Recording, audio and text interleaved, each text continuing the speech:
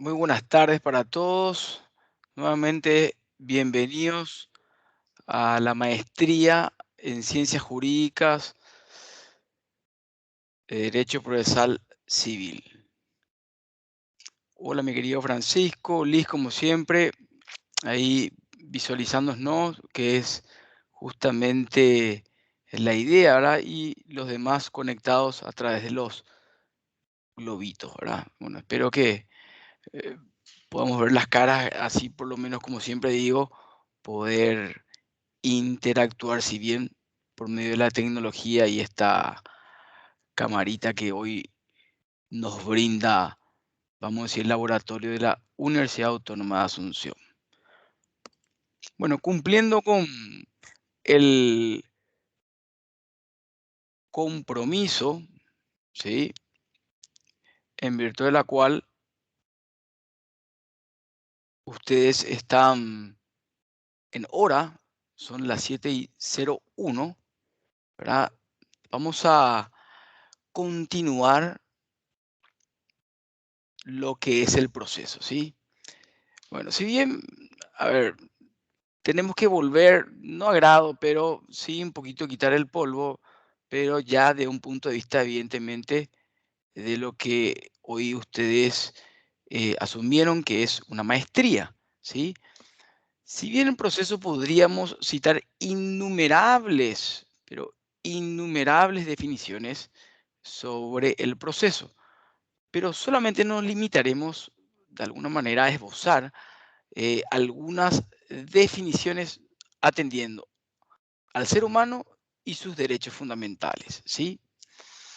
Alvarado Belloso habla que el proceso no es otra cosa que una serie lógica y consecuencial de instancias en virtud de la cual son bilaterales conectadas entre sí por la autoridad. Puede ser un juez o un árbitro, ¿verdad? Palacios, ¿verdad? Eh, Volviendo justamente a la doctrina, podemos decir, decía que era un conjunto de actos, ¿verdad? Que tiene por objeto la decisión de un conflicto o de un litigio, ¿sí?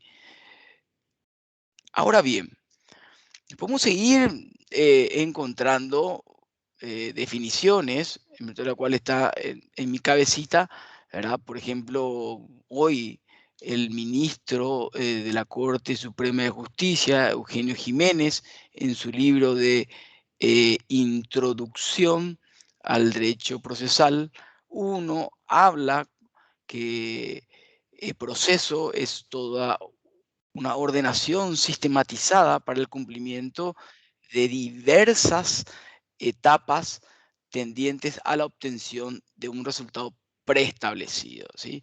Como se darán cuenta, evidentemente, el proceso es único, como habíamos mencionado en su oportunidad, y por consiguiente está para resolver el conflicto, ¿sí? Ahora bien, este proceso tiene un adjetivo que ya habrán escuchado en varias oportunidades, que se llama debido, asegurando de esta manera, ¿verdad?, la inviolabilidad de la defensa en juicio.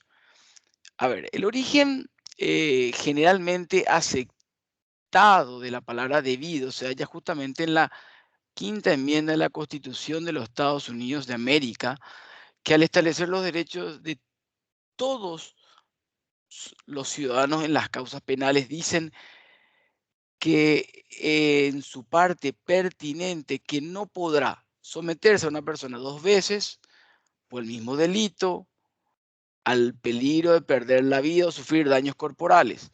Tampoco podrá obligársele a testificar contra sí misma en una causa penal. No se le privará de la vida, la libertad o la propiedad sin el debido proceso judicial. A ver, este mandato, ¿qué es lo que figura?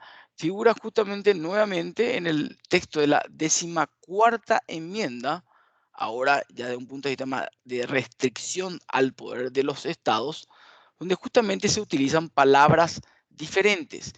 Por ejemplo, ningún estado podrá tampoco privar a persona alguna de la vida, la libertad o la propiedad sin el debido procedimiento jurídico, también dicho por Alvarado Belloso. Es decir, vamos a decir, un profesor cuya ideología es el garantismo, ¿sí? Ahora bien, en la Constitución Nacional de la República del Paraguay, realmente, si ustedes creo que habrán leído ya todos sus artículos y no menciona en ninguna parte, vamos a decir, esa adjetivación debido. Al igual que otros países, ya que se trata, vamos a decir, de una garantía innominada, ¿sí? ¿Qué quiere decir eso? Como lo dijo un prestigioso tratadista, que engloba derechos fundamentales, por ejemplo, la igualdad de las partes, la imparcialidad de la autoridad, y en concordancia con las afirmaciones contenidas, por ejemplo, en la Declaración de Derechos Humanos de las Naciones Unidas 1948, donde hablaba de que toda persona tiene el derecho de ser oída en plena igualdad públicamente y con justicia por un tribunal independiente para la determinación de sus derechos y obligaciones. Es decir, que estamos hablando, vamos a decir que cuando hablamos de debido proceso, ustedes van a encontrar todas, pero todas los requisitos en el artículo 17 de nuestra Constitución Nacional, ¿sí? En virtud de la cual ahí nos habla del por qué uno, por ejemplo, es detenido, uno tiene que contar por qué es detenido, ¿verdad? El poder de controlar la actividad, vamos a decir, dentro del proceso, igualdad de oportunidades para todos y, por supuesto, evidentemente, eh, el día de mañana ser juzgado por un tribunal totalmente independiente y competente. Bueno, en ese debido proceso justamente quedan plasmadas las garantías de una de las más importantes, que es el derecho a la defensa en juicio, artículo 16 de la Constitución Nacional. También la imparcialidad del juzgador, ¿verdad? Que es esa imparcialidad que no se aparte en el proceso, pero ¿de qué punto de vista? Que no beneficie a una de ellas justamente a tratar de probar la pretensión de de una de las partes dentro del proceso, ¿sí? Existen otras presentes en los postulados que emanan de tratados internacionales, por ejemplo, de los derechos humanos, en los preceptos que surgen de las normas, de las reglas procesales y, por supuesto, los principios generales del derecho, ¿sí? Este adjetivo debido proceso legal realmente abarca, según la Corte Interamericana de Derechos Humanos, las condiciones que deben cumplirse para asegurar lo que acabamos de mencionar, ¿verdad? El derecho a la defensa en juicio, la igualdad, vamos a decir, de las partes, es decir, todos tenemos que tener las mismas oportunidades, es decir, para poder tanto aquel que pretende y aquel que resiste. También, vamos a decir, esto se encuentra en su contenido básico, regulado en los artículos 14 y 15 del Pacto Internacional de Derechos Civiles y Políticos, los artículos 10 y 11 de la Declaración Universal de Derechos Humanos, el artículo 8 de la Convención Americana de Derechos Humanos, etcétera, etcétera, etcétera. Es decir, lo que acá, lo que quiero decir con este adjetivo debido es garantizar una adecuada administración de justicia y a tal efecto afirmar una serie de derechos individuales como la igualdad ante los tribunales y cortes de justicia y el derecho a ser oído, es decir, el derecho a la defensa en juicio. ¿De qué forma? Públicamente y con las debidas garantías por un tribunal competente, independiente e imparcial, establecido por la ley. Entonces, por consiguiente, en cualquier proceso, y aún en el proceso penal, no se puede preferir las prerrogativas que hacen a la dignidad esencial de las personas, ¿sí? A favor de otras consideraciones que por valiosas que fueren, siempre deben ceder a las exigencias concretas de respetar la dignidad de las personas. Entonces debemos entender que el proceso, desde el plano constitucional y los derechos fundamentales, nos conducirá hacia el respeto por el debido proceso. Vuelvo a reiterar, todo lo que acabamos de decir y de describir se encuentra en nuestra Constitución Nacional en el artículo 17. ¿Sí? Ahora bien, los sistemas procesales, en virtud de la cual responden a diferentes principios. Acuérdense que nuestro Código Procesal Civil, algunos doctrinarios nacionales, ¿verdad? Hablan de que es un código garantista con, con características inquisitivas, ¿sí? Por ahí va el tema. Entonces, los sistemas procesales responden a diferentes principios, los cuales son, a su vez, de distintas concepciones filosóficas, por supuesto. A ver, por ejemplo, si un Estado prioriza los intereses del mismo sobre los particulares, tendríamos un Estado autoritario, ¿sí?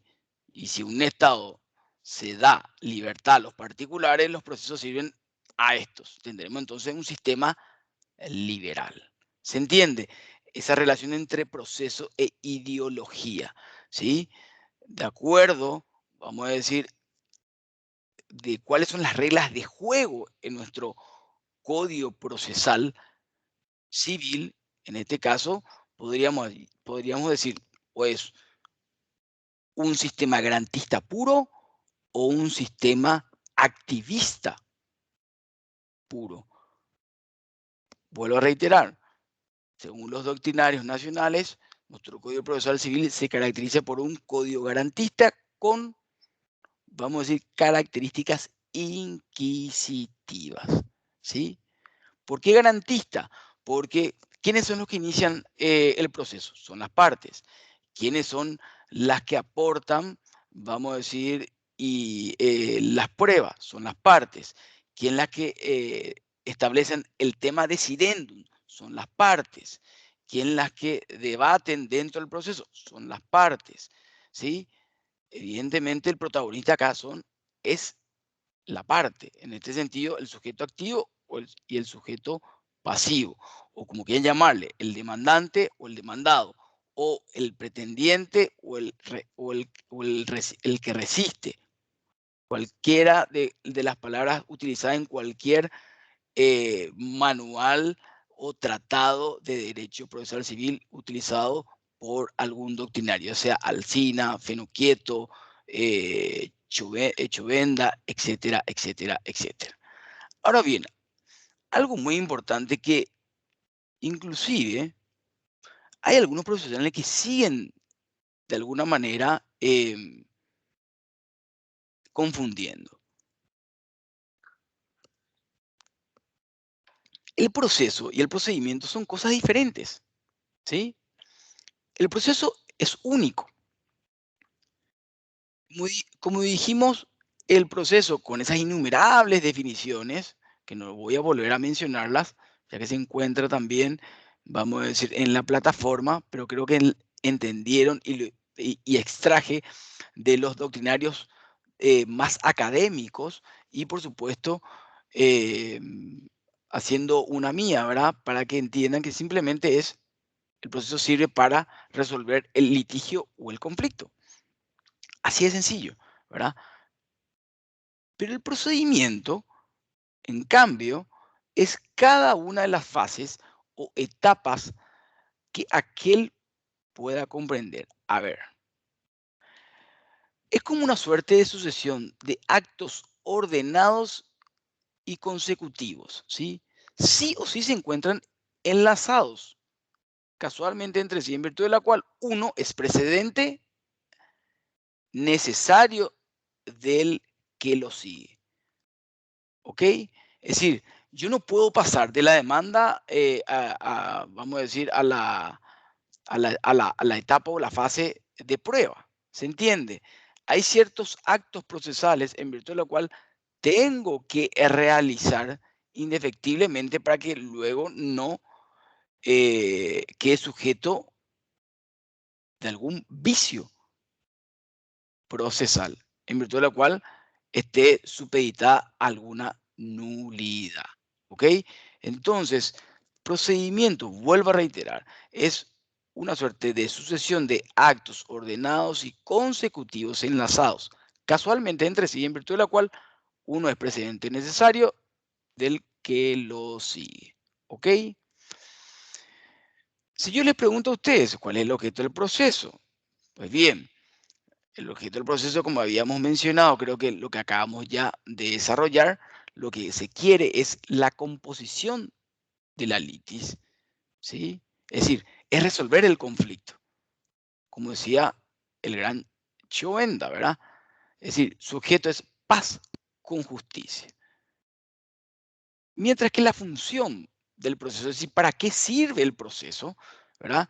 Es justamente restablecer ese orden jurídico mediante la actuación de la ley, ¿sí? Eso lo decía Alsina, ¿verdad? En el tomo 2, en virtud de la cual justamente esa es la función más clara que puede encontrar entre todos los doctrinarios que hablan de cuál es la función del proceso.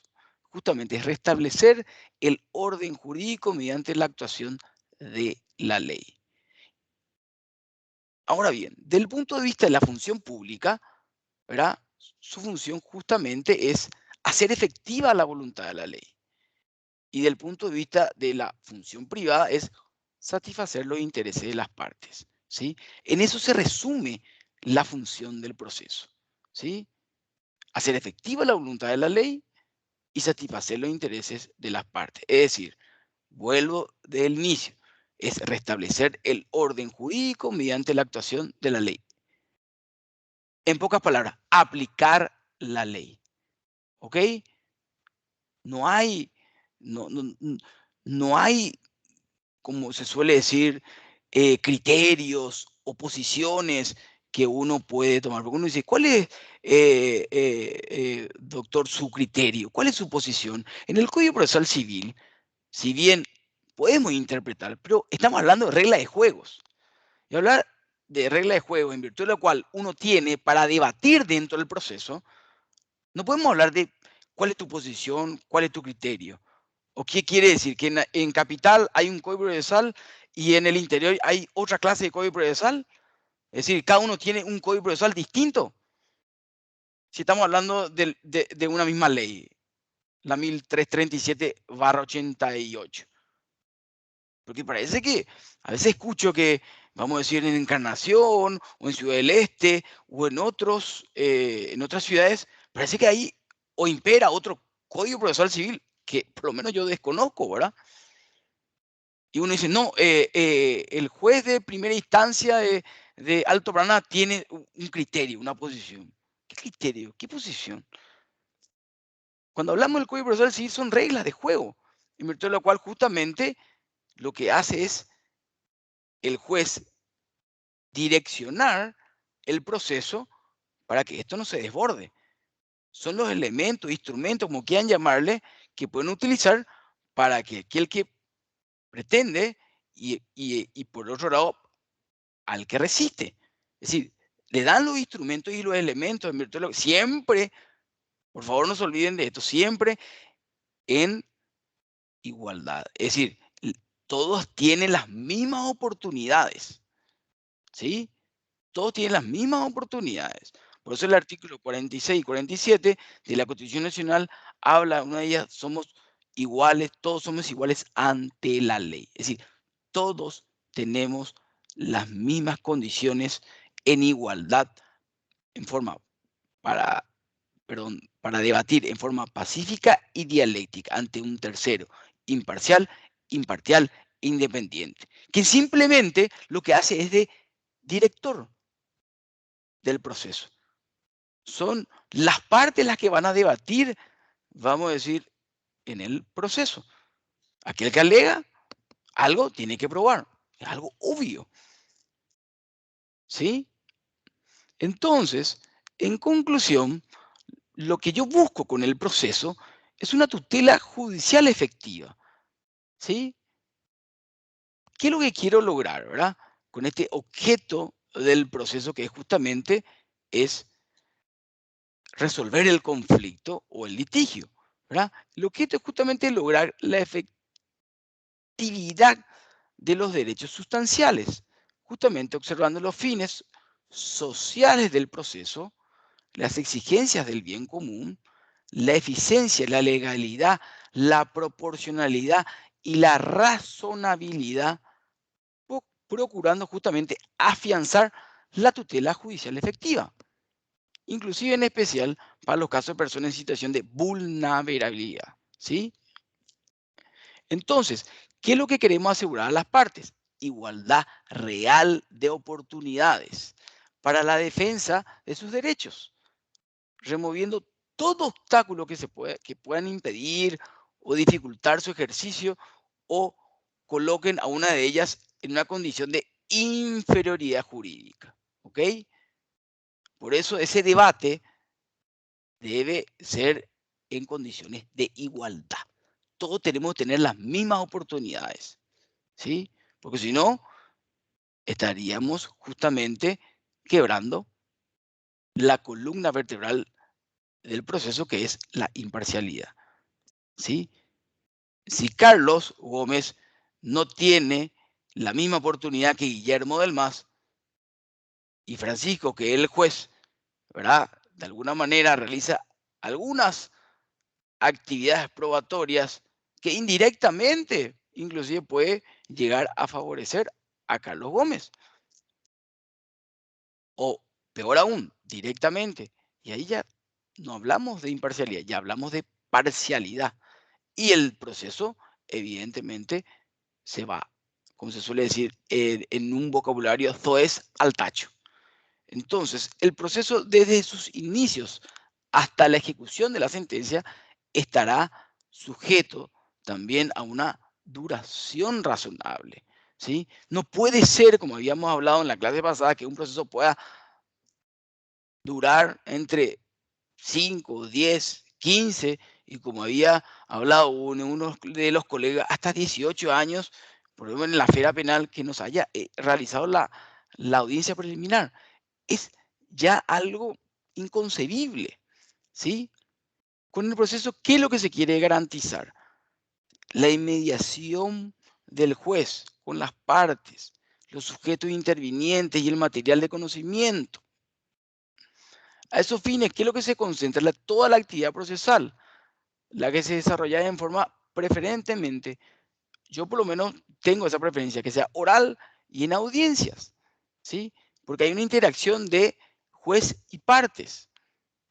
Ya hablamos también en la clase pasada cuáles son sus ventajas y desventajas, ¿verdad? Como todas las cosas. Tiene que quiero un director, no un investigador del proceso. Yo entiendo que el juez o magistrado o tribunal son los que dirigen el proceso de acuerdo con las disposiciones de nuestro código, pero no es un investigador, no puede convertirse en un Sherlock Holmes, ¿sí? Porque ahí nuevamente hablaríamos de ese quiebre de imparcialidad. Entonces ya no estaríamos hablando nuevamente de proceso, ¿sí? Porque estaría beneficiando a una de las partes. La iniciación del proceso, ¿a quién incumbe? Vuelvo a reiterar, y quiero ser contundente con esto, a los interesados, es decir, a las partes. ¿Sí? Artículo 98 del Código Procesal Civil. Las partes acá articulan sus pretensiones, aportan los hechos, las pruebas, y estos podrán disponer de sus derechos en el proceso, salvo aquellos indisponibles y tendrán la potestad de terminar el proceso, inclusive en forma unilateral. Yo puedo desistir de la acción antes que se llama auto para sentencia, en cualquier momento del proceso, o bilateral, a través de una conciliación, transacción, ¿verdad? Siempre y cuando se encuentre regulado por nuestro código, ¿verdad? Y el juez simplemente lo que va a decidir de acuerdo a lo alegado y a lo probado, es decir, en forma congruente, por supuesto, según las pretensiones y defensas deducidas por las partes, respetando ese contradictorio. Es decir, concluyendo, la sentencia definitiva es consecuencia de lo alegado y lo probado. Lo que trilladamente siempre escucharon y lo que tuvieron un buen profesor de derecho romano que se llama secundam allegatat et probata. Es decir, la sentencia definitiva es producto de lo alegado y lo probado. Nada más. Nada más. Es decir, si realmente Carlos Gómez, al plantear una pretensión materializada en su demanda, describió los hechos, pero no lo probó, entonces no me va a quedar otra que rechazar la demanda. Porque es muy fácil, ya Enrique, enseguida te doy la palabra, es muy fácil, de alguna manera, vamos a decir, describir una cantidad de hechos, ¿verdad? Pero si yo realmente no manejo las reglas de juego, que es la ley 1337/88, es muy difícil, inclusive teniendo todos los elementos, vamos a decir, para que ese justiciable se le reconozca ese derecho subjetivo. Por eso es muy importante, como yo siempre digo, qué clase de título quieren tener. ¿Un título con contenido o un título vacío? Como había hablado un colega en la clase pasada, vamos a decir, podemos llenarnos de cartones y detrás podemos tener una cantidad de especializaciones, diplomados, 4 maestrías, 10 doctorados. Pero al fin y al cabo, en cuanto a lo que es contenido y cómo hacer esa ponderación jurídica, yo creo que pasa más bien por la investigación propia de cada uno y como siempre digo, preguntar no es porque uno no sabe algo, sino que es para errar lo menos posible en la decisión que uno quiera tomar. Cuidado con eso cuando uno dice, ay, es juez, ¿para qué sigue preguntando? Les puedo asegurar que hasta el, mm, el doctrinario más, vamos a decir, sublime en sus conocimientos, tiene siempre o tuvo un mentor. ¿Sí? Uno siempre pregunta, igual que, como decía Sócrates, el tema de la mayéutica, entre una pregunta y una respuesta, una pregunta, una respuesta, esto es un infinito, no hay algo absoluto como había mencionado la clase pasada, todo es relativo, ¿sí? No es tan sencillo decir, sí, esto es realmente lo que vale y esto es realmente es la verdad verdadera. Enrique, te doy la palabra. Sí, ¿qué tal, doctor? ¿Cómo ¿Cómo estamos? estás, Enrique, querido? No, no me digas doctor. Primero que, doctor, vos sabés que hace rato ya presenté mi tesis, solamente estoy esperando la mesa, pero bueno, por cuestiones, vamos a decir, externas, y espero que se me alineen las estrellas y en algún momento pueda defender, ¿verdad? El doctorado. Pero bueno, decime Guillermo o colega como quieras, Enrique. Así que para que esto realmente sea un coloquio, ¿verdad? En virtud de la cual yo como un docente, vos no como alumno, siempre vuelvo a reiterar, un simple canal para proporcionarle de alguna manera un conocimiento para que ustedes refuercen el que ya tienen. Enrique, Sí, cuestión de te tiempo escucho, nomás, entonces para te- el te- doctorado. te escucho con mucha interferencia. ¿Ahora qué tal? Perfecto, ahí sí. Sí, es solamente dos cuestiones que anoté acá con respecto al tema del debido proceso, ¿verdad? Sí, señor. Primero, la cuestión de los criterios. Esa Sí, lastimosamente es una realidad que se da en nuestro juzgado, ¿verdad? Dos ejemplos. Uno de los juzgados de primera instancia, Fernando Lamora, cuando uno inicia cualquier tipo de proceso de disolución o divorcio, sí, siempre saca una providencia pidiendo certificado de vida y residencia de las partes, ¿verdad? Me parece absurdo eso, o sea, burocratizar más todavía el proceso que de por sí ya es complicado. Bien. Segundo ejemplo, juzgados de la niñez de la ciudad de San Lorenzo. Hay dos juzgados, Secretaría 1 y Secretaría 2. En la Secretaría 1, uno presenta los escritos de darme por notificado, que son los famosos escritos para que la parte no vaya al juzgado a darse por notificada, ¿verdad? Para eso ya contratan un abogado. La Obvio. Secretaría 1 admite, la Secretaría 2 no. Dice no, que tiene que ser personal y que personalmente el recurrente tiene que irse a la Secretaría a darse por notificado. O sea, Pero una Enrique, carga innecesaria otra vez para el recurrente o el usuario de justicia, ¿verdad? Enrique, pero ¿qué dice el código? A mí eso es lo que me interesa. Mi esfera no es la niñez. A ver, yo hablo Sí, desde el punto de vista civil y comercial, pero el claro. ejemplo que pusiste en la niñez, ¿qué dice el código? Es sencillo. ¿Qué dice el texto? Mismo. ¿Qué dice el texto? ¿Quién soy yo para, de alguna manera, o si no, ya estoy legislando?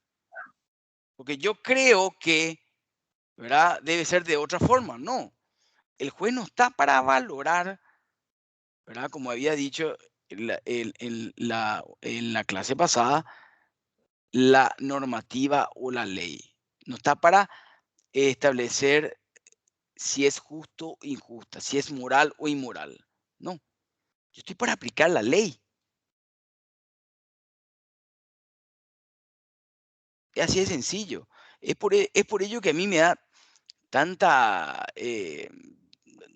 a ver, no es rabia, pero cuando me pone un poco, a ver, no sé si llamarle nervioso tampoco, pero incómodo cuando me dicen, a ver, señor juez, ¿cuál es su criterio? Y, y no hay, y le quiero decir, pero señor, con todo respeto, no hay un criterio. No hay una posición. Estoy hablando del Código Procesal Civil. Cuando hablamos del Código Civil, ahí estamos hablando de otra cosa. Porque acuérdense que en el Código Civil no hay definición ni concepto. Y abre un abanico, allá es diferente a una suerte de definición y conceptos. Y evidentemente tengo que hacer una suerte de subsunción, ¿verdad? O el método como la escolástica, vamos a decir, el método deductivo, ¿verdad? Que es lo que la mayoría utilizamos, ¿verdad? En virtud de la cual ese derecho objetivo materializado en mi demanda, ¿verdad?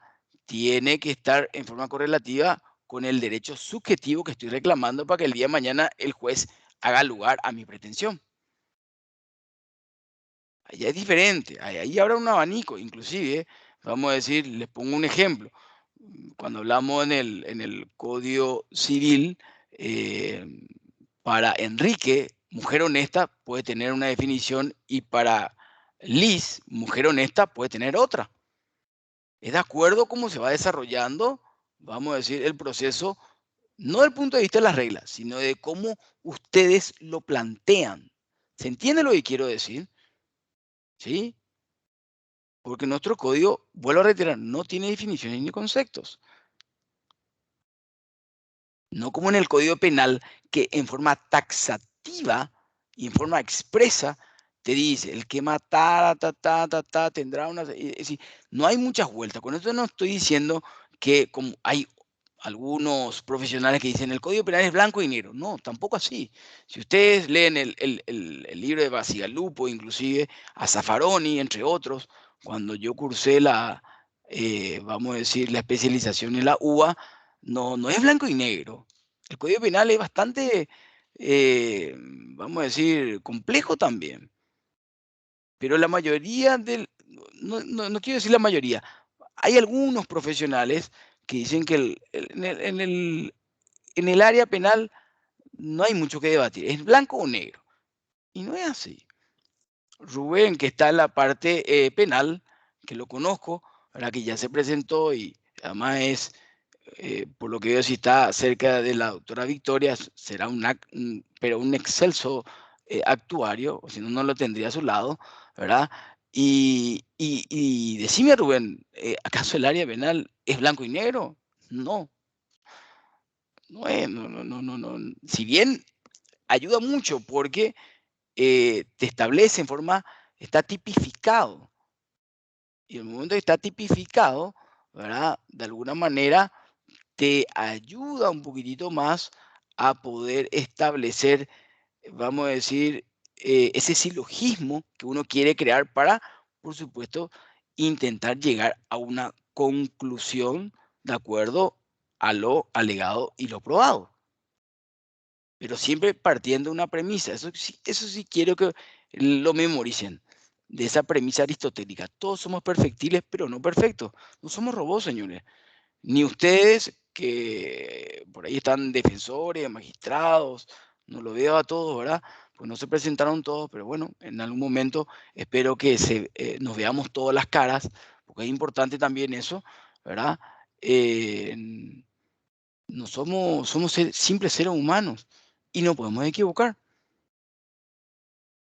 Equivocar no como un mal desempeño de funciones o en forma intencional, porque eso es muy obvio cuando uno quiere beneficiar a una de las partes. No, equivocarse del punto de vista donde vos puedes construir un silogismo perfecto, pero puedes llegar a una conclusión imperfecta, que ya ha ocurrido en varias oportunidades. Hay otra persona que levantó la mano que es Juan Alexis Servián. ¿Qué tal, doctor, compañero? Buenas noches. Mi querido Juan, te escucho. Sí, quería hacerte una consultita en relación Sí, lógico. a la tutela judicial efectiva, Mm, a la calidad del juez en el sentido de ser imparcial, sí, independiente, imparcial, sí. y lo que conlleva la medida de mejor proveer y la confrontación de repente que pudiera surgir en relación a eso. Juan, eso, si vos ya, me imagino, yo creo que te estás adelantando, si, ya creo que si entraste en la plataforma, en el programa está eso.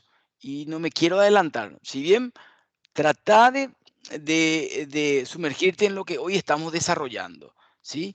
Porque en la próxima unidad o el próximo encuentro, si Dios quiere, quien permite, vamos a hablar justamente de estos sistemas, tanto el sistema o ideología garantista y activista. ¿Sí? Si me querés hablar de lo que hoy estamos desarrollando, bienvenido sea Juan. Juan, No, ¿me no, nada escuchás? más, nada más, solamente para enlazar con lo que Sí, venía desarrollando en cuanto a la característica de un juez y bien, cuando mencionaste la tutela jurisdiccional efectiva, no, nada más para eso.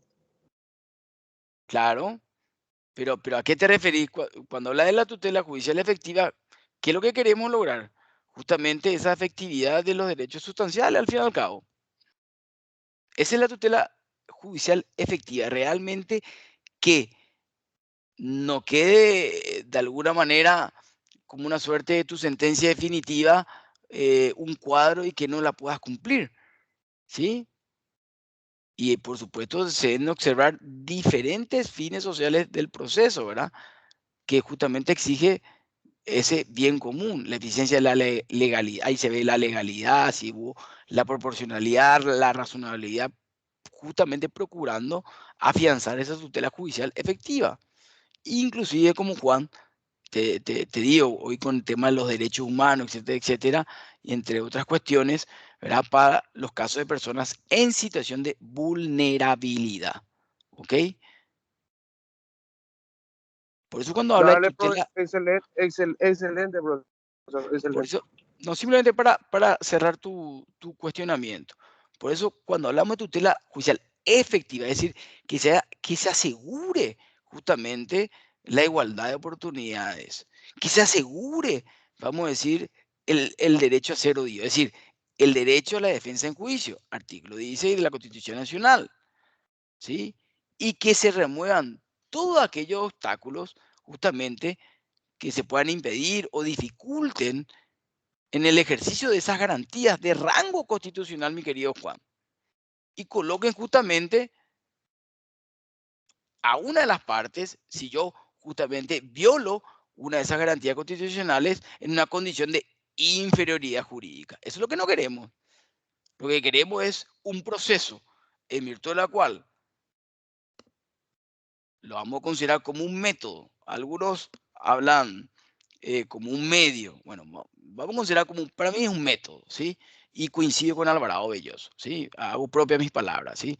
En virtud de la cual, ¿quiénes debaten? Son las partes, en forma pacífica, pues si no, no vamos a recurrir al proceso. Dialécticamente, ¿qué quiere decir eso? Es decir, yo planteo mi pretensión y otro resiste, pero en condiciones de perfecta igualdad, que todas tengamos las mismas oportunidades de poder, tanto de promover una demanda y del otro de poder defenderse. Y que y que sea decidida el conflicto por un juez imparcial, ¿verdad? Que no esté jugando o beneficiando a una de las partes, independiente, por supuesto, que no sea de alguna manera llamado por alguien para que pueda de alguna manera sentenciar de una forma, ¿verdad? Entonces, imparcial, independiente y, por supuesto, competente. Eso está, mi querido Juan, en nuestra Constitución Nacional, en el capítulo de todo lo que habla del Poder Judicial. No sé si te respondí, Juan querido. Parece que se fue, Juan. Hola, Sí, ¿me escuchaste, hola, Juan? hola. Eh, Poca cobertura nomás, profesor, por eso de repente hay veces que me Bueno, desconecto. Sí, sí, per- comprendí, profesor, y aparte, yo creo que esa parte de mi vida mejor proveer que a mí me interesa te interesa ahondar un mucho, poquitito, sí, va, vamos a desarrollar un poco más adelante. vamos a desarrollar. Sí, es un tema apasionante, inclusive algunos lo consideran inconstitucional. eh, y no me quiero adelantar realmente porque realmente, vuelvo a reiterar y disculpen la redundancia, es un tema muy apasionante. Es un versus que hasta ahora se sigue debatiendo o está en guerra. Garantismo versus activismo. Que me parece una locura, ¿verdad? Yo creo que deberíamos sentarnos, es decir, no yo, ¿verdad? Los grandes doctrinarios o maestros con ese título de maestro para poder realmente llegar de alguna manera a través de este método de la dialéctica a una sola idea, ¿verdad? Y que, porque no existe, vamos a decir, un sistema puro, porque seguro que nos vamos a equivocar, porque si vamos por un sistema puro garantista, un sistema puro activista, yo creo que habría que debatir ese tema, ¿verdad? Inclusive en los Estados Unidos ya se probó que el sistema es vulnerable. Por ejemplo, la pena de muerte. ¿Cuántos casos en virtud de la cual fueron acusados de pena de muerte? Por supuesto, ya sea cámara de gas, creo que en Washington lo hay, y algunos estados en virtud de la cual, y después se dieron cuenta que se equivocaron. Nadie es infalible. Nadie. Entonces, Hola, esos sistemas, hola. cuando hablamos, La discusión del sistema mixto también, doctor. también, por eso, es Famoso decir, mixto, claro, que estudiamos en el libro de Hernán Casco Pagano. totalmente, donde justamente él habla de, pero eso enseguida vamos a mencionar en la otra unidad, te estás adelantando, pero me parece genial, donde habla de que, vamos a decir, nuestro Código Procesal Civil o Ley 1337/88 es garantista con características inquisitivas. Está bien, perfecto. Miren, Juan, lee el 340, lee el artículo 18 del Código Procesal Civil. Abrí en el capítulo de absolución de posiciones, es decir, en virtud de la cual, donde el juez de oficio realiza preguntas, realiza, vamos a decir, algunas posiciones para que de alguna manera absuelva el absolvente. Y de eso vamos a hablar en su oportunidad, pero ya te adelanto, ¿verdad? Que hay una línea muy delgada ahí en cuanto a la imparcialidad. Por eso este verso está muy discutido. Y hoy los vientos realmente y líneas van hacia el activismo judicial. En vez de limitar poderes al juez, están de alguna manera aumentándolos. Y de eso vamos a hablar también, ¿sí? Pero hoy el tema de debate que les quiero poner de acuerdo a lo que desarrollamos, ¿sí? Pero porque es un tema apasionante y a mí me encanta, ¿verdad? Lo que planteó Juan, pero en su momento lo vamos también a desarrollar. Por eso replanteé todo el programa, ¿verdad? En virtud de la cual lo que vi es un programa casi de grado, ¿verdad? Ustedes están en posgrado, es decir, una maestría. La idea es, a través de este coloquio, que se lleven un conocimiento superior, ¿verdad?, al que ya lo tuvieron en grado. Eso lo van a ver aquellos que ya viajaron, hicieron maestrías a nivel internacional o doctorados, ¿verdad? Bien, planteemos un tema de debate muy interesante. Vamos a decir, es tan interesante como el de la clase pasada. Por supuesto, Lidia se ríe, está atenta y eso es lo que me encanta. A ver, entonces, a ver si logro nuevamente inspirarles y que ustedes estén conectados. Oye, Enrique ya está conectado, ya estoy feliz, ya le veo ya. Entonces, hoy el tema de debate, de acuerdo a lo desarrollado, hablemos de el juez y la política. Un tema realmente bastante controvertido, o lo que llamarían cuestiones políticas no justiciables. ¿Ok? Rubén ya se lame todo, que ella me quiere decir algo. Bueno, y Cándida está observando como Sócrates, Aristóteles y Platón, ¿verdad?, para hacer un análisis, Francisco esperando su oportunidad, ¿verdad? Me parece, ya le estoy conociendo a cada uno de los muchachos, ¿verdad? Y me encanta. Bueno, acuérdense del artículo 3 de la Constitución Nacional, donde habla que el gobierno, a ver, es ejercido por tres poderes: el legislativo, el ejecutivo y el judicial, en un sistema de separación, equilibrio, coordinación, recíproco control. Acá la idea es que ninguno de estos poderes puede atribuirse ni otorgar a otro, ni a persona alguna, individual o colectiva, facultades extraordinarias o la suma del poder público. ¿Ok? Vamos por ahí. Es decir, que el Poder Judicial conforma uno de los tres poderes en que se divide el gobierno. Ahora, el artículo 248, donde habla de la independencia judicial, ¿verdad?, donde habla de queda garantizada la famosa independencia judicial. Solo se puede conocer y decidir actos de carácter contencioso. En ninguno, atiendan bien lo que, a ver, me puedo equivocar, no tengo tampoco una memoria de elefante, ¿verdad? En ninguno de los casos, ningún miembro de otros poderes ni otros funcionarios, evidentemente, pueden de alguna manera atribuirse o arrogarse funciones judiciales que no estén expresamente establecidas en esta Constitución. No se pueden revivir procesos fenecidos ni paralizar los existentes. No se puede intervenir de cualquier modo, ¿verdad?, en los juicios, ¿verdad? Porque actos de esta naturaleza conllevan a una nulidad totalmente insanable. Es decir, no hay forma de poder de alguna manera resolver el problema.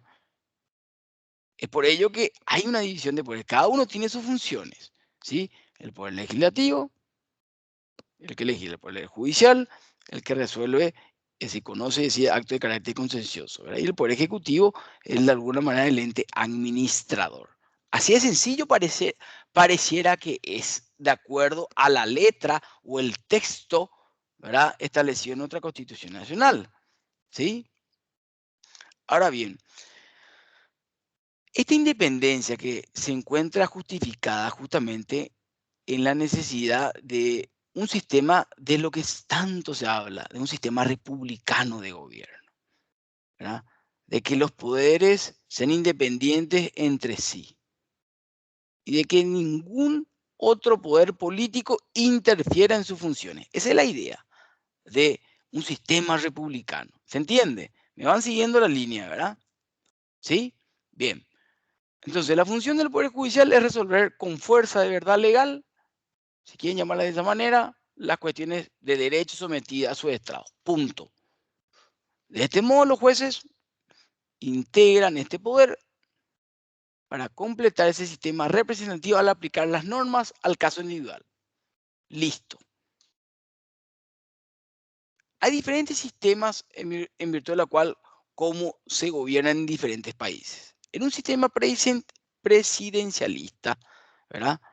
Que siguió, o mejor dicho, que surgió de las grandes revoluciones, ¿verdad? Se adopta justamente esta separación de poderes, lo que se llama en un libro excepcional que Francisco seguramente lo va a leer, se llama el Federalista de Hamilton, ¿verdad? De frenos y contrapesos, ¿sí? Porque eso es lo que se quiere con esta división de poderes, ¿verdad? Y que se considera de su origen que al Poder Judicial como un poder independiente. Y a eso se cabe agregar, por supuesto, el desarrollo del control constitucional, ¿verdad? Acuérdense, ¿quién realiza el control constitucional y los diferentes sistemas, ¿verdad?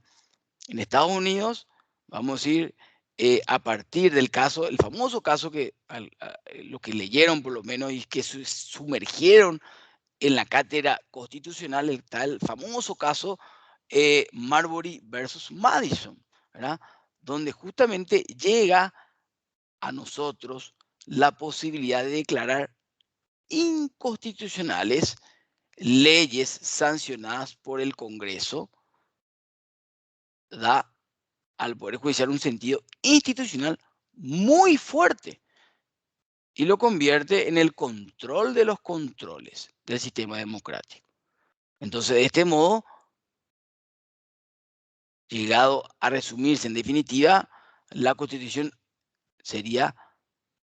es lo que dicen los jueces que es. O como otros doctrinarios hablan, el gobierno de los jueces. Peligroso, por un lado, pero por otro lado, también, vamos a decir, para resolver ciertas situaciones en virtud de la cual, si no lo hace el Poder Judicial, ¿quién lo va a resolver? Y le pongo vamos a la Argentina para que tengan ese conocimiento, ¿verdad? Del punto de vista económico. ¿Se acuerdan del famoso, lo que ocurrió en los famosos amparos por el corralito? No sé si alguien recuerda de eso, ¿sí? Francisco seguro que sí, con todo respeto por la edad, ¿verdad? Habrá escuchado el tema de los corralitos y los famosos amparos por el corralito. Enrique seguro que sí también, ¿verdad? ¿Verdad? Y yo, por supuesto, porque a mí me gusta investigar, leer, etcétera, etcétera, etcétera. ¿Verdad? Yo todavía era estudiante, ¿verdad? Bueno, o como actual sucede en Argentina, los problemas vinculados a la tarifa, al suministro de servicios públicos como el gas, la electricidad, ¿verdad? Surge la polémica acerca de cuál es la actitud que debe asumir el Poder Judicial. ¿Se debe aplicar estrictamente las leyes o si deben mensurar la consecuencia que tendrán sus decisiones en el marco general de la política económica? Es el planteamiento que les dejo, ¿verdad? Para ahora poder hacer este coloquio. Vamos a ver si les parece interesante. Les escucho.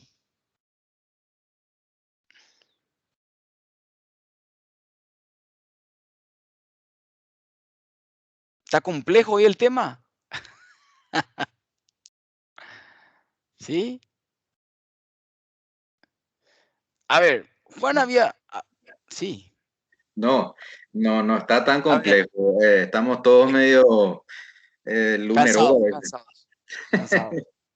No tan cansados, sino que por el cambio de clima, vamos a decirle. Sí, No, totalmente. es muy interesante el debate del interés político que puede tener de repente un magistrado que, según Aristóteles, el hombre es un politicón, o sea, es imposible que se abstraiga de esa realidad política y sí o sí va a tener alguna implicancia o algo de política va a tener su decisión en cualquier caso, ¿verdad? Es muy interesante el debate y yo creo que es una cuestión que depende mucho de las épocas en las que se dan, ¿verdad? Bien, En una época puede tener un sentido y en otra época otro sentido, dependiendo de las circunstancias fácticas que se dan en ese momento, porque la realidad pues es muy dinámica, va cambiando. Lo totalmente. que se da hoy con la pandemia, por ejemplo, que Excelente, Enrique. sacrificar muchas veces la economía en nombre de la salud, ¿verdad? Y eso está bien, está mal, es político, no político, es consensuado, no consensuado, es beneficia, no beneficia. Es una discusión que vamos a ir seguramente dando de a poco y vamos a tratar de llegar a alguna conclusión, pero recién dentro de unos años, cuando pase la situación, porque ahora estamos todos en caliente todavía. Yo creo que va por ahí la cuestión. No sé si estoy algo equivocado, No, voy no, por el no. camino correcto. Vas por el camino correcto y justamente el planteamiento para el debate es justamente si realmente el poder judicial puede inmiscuirse en los poderes, ya sea del legislativo o del ejecutivo, ¿sí? Lo que planteaste, bueno, en la Argentina, en el tema del corralito, ahí directamente la actitud que tomaron los jueces fue totalmente activista. Porque la Constitución Nacional te dice, cada uno tendrán sus deberes y atribuciones. Se podrán controlar unos a otros, pero sin inmiscuirse en sus funciones. Porque yo como Poder Judicial o como juez no puedo empezar a legislar. O un legislador no puede empezar a juzgar. O no puede revivir un proceso ya fenecido. ¿Se entiende? Por ahí va el tema, Enrique. Sí, Entonces, se entiende. sí, También como un ejemplo más a esta situación, algo un poco más sí, reciente, ¿verdad? La sí, cuestión de las clases presenciales en la ciudad autónoma de Buenos Aires. bien, Por un amparo judicial se resolvió que ir en contra del decreto presidencial o de la excelente. atribución presidencial de Alberto Sí, Fernández señor. y Bien. finalmente hubo un conflicto enorme por esa situación, ¿verdad? Ese, por ejemplo, Pero es un buen ejemplo de cómo el Poder Judicial muchas veces puede basar sus decisiones políticas en contra de lo que uno de los órganos del Estado decide. brillante, Enrique, estás iluminado, realmente contento y feliz, realmente porque por ahí va la idea, ¿verdad? Bueno, esa actitud que Profe, acabas de... Sí, un ratito, ya te sí, paso la palabra. Esa actitud, mi querido Enrique, que acabas de desarrollar, justamente es el activismo, ¿sí? Donde prioriza de alguna manera, ¿verdad?, la defensa irrestricta de los derechos constitucionales, en tanto que en la segunda, que puede llamarse autorrestricción, parte de la premisa de que no hay derechos absolutos y que el Poder Judicial no debe inmiscuirse en materias propias, ya sea del Poder Ejecutivo o del Legislativo, como es la política económica. Ahora bien, Montesquieu, ¿verdad? No hace falta que desarrolle quién es, al fin y al cabo, justamente la idea que tenía de los jueces es que solo hablan por la boca de la ley y que a la aplicación de sus textos se limitan, ya que todo exceso que pueda haber de tales márgenes afectaría justamente ese principio de la división de poderes, que él mismo propuso de manera de freno y contrapeso en el ejercicio de la autoridad política. Ahora bien, la doctrina, esa doctrina llamada, esto es lo que quería plantear, que tiene su origen en los Estados Unidos, ¿verdad? Donde se denomina políticas no justiciables. Aquellas materias que por su naturaleza o sustancia, ¿verdad?, se encuentran fuera del alcance del Poder Judicial. Por ejemplo, la facultad del Congreso para declarar la guerra o hacer la paz. En el sistema constitucional argentino, por ejemplo, hay una larga lista de cuestiones que han considerado materias políticas fuera del alcance de los jueces, entre las que se encuentran la declaración de la intervención federal a las provincias, la declaración de un estado de sitio, las facultades privativas del Poder Ejecutivo, como el veto de las leyes. También han considerado en materia no judicial la reforma constitucional y el juicio político, aunque en estos últimos casos que he mencionado, se admitió la revisión del procedimiento en cuanto al cumplimiento de la garantía constitucional del debido proceso. Sí, ¿alguien me quería mencionar algo?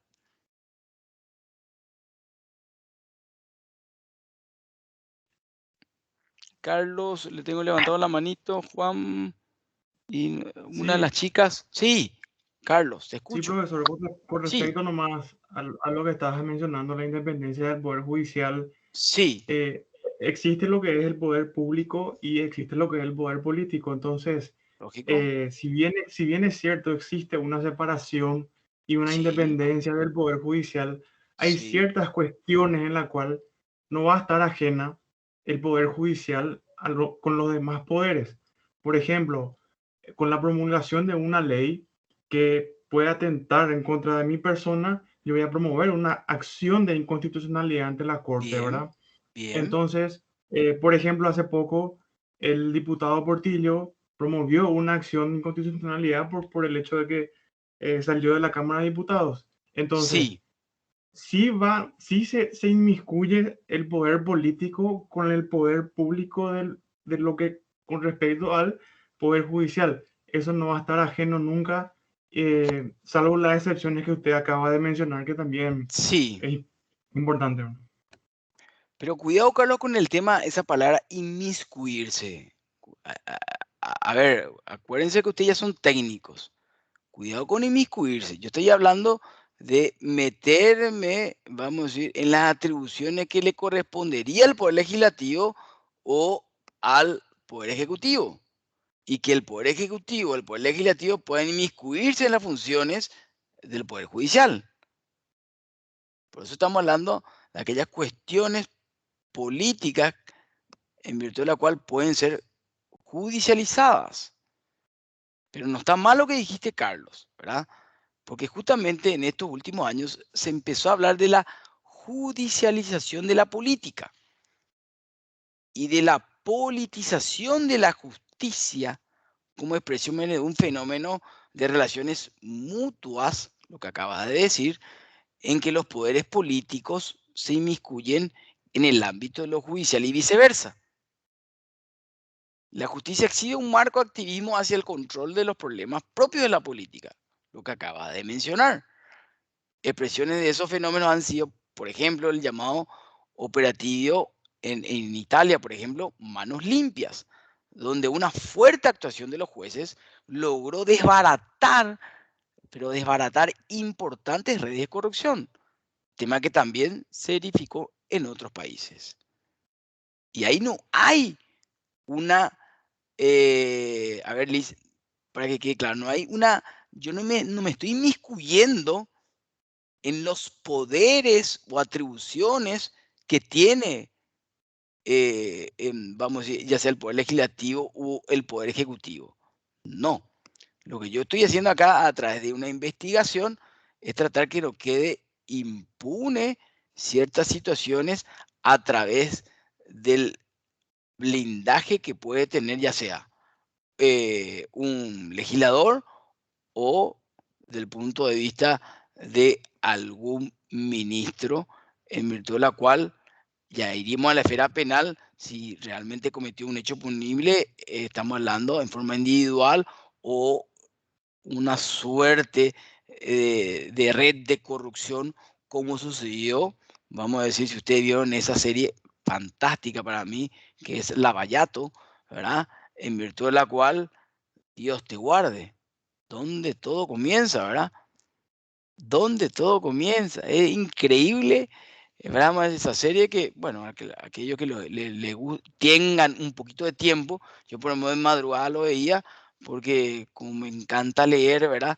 Y de alguna manera también preguntar, porque yo siempre digo, y, y voy a lo que dijo Enrique, ¿verdad? Sócrates, una de sus frases tan trilladas, lo único que sé es que no sé nada, ¿verdad? Es decir, que no hay una respuesta definitiva. Entonces, lo único que nos queda hasta el último suspiro de nuestra vida es seguir investigando replanteándonos y repreguntando, ¿verdad?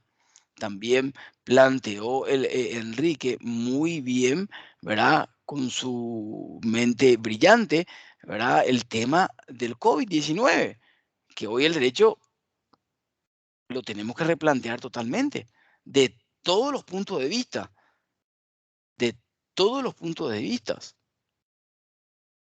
¿sí? Ahora bien, muchos pueden estar, vamos a decir, contesten en que la función judicial, ¿verdad?, se corrompe si se subordina a la política.